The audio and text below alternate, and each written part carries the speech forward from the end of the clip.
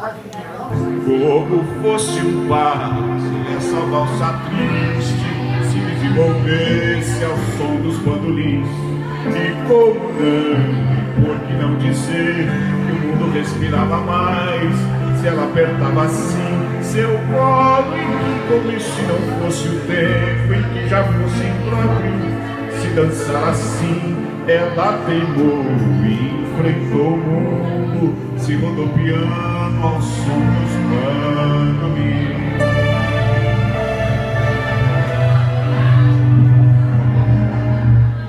Como fosse um lar, seu corpo a valsa triste iluminava a noite, caminhava assim.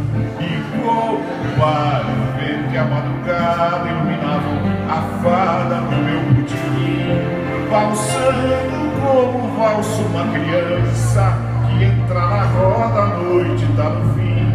Ela valsando só na madrugada, respirando amada ao som dos bandolins.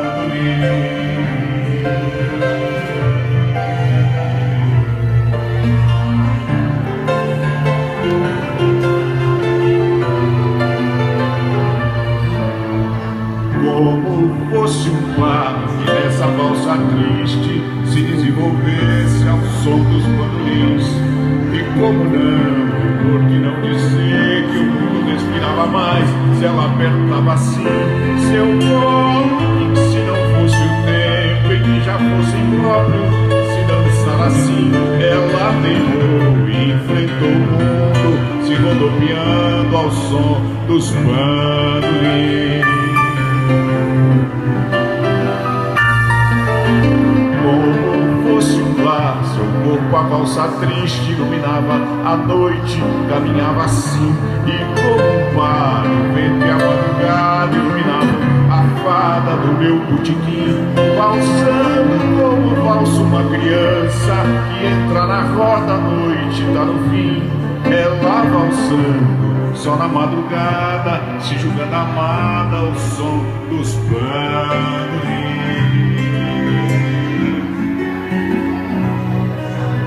Como fosse um bar que nessa valsa triste se desenvolvesse ao som dos bandolins. E como não, e por que não dizer que o mundo respirava mais se ela apertava assim seu colo, se não fosse o tempo em que já fosse impróprio se dançar assim. Ela teimou e enfrentou o mundo, se rodopiando ao som dos bandolins.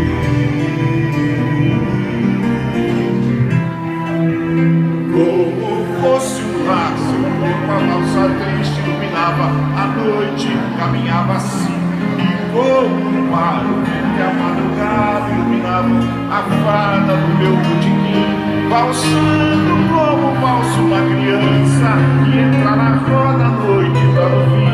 Ela valsando só na madrugada, se julgando amada ao som dos bandolins.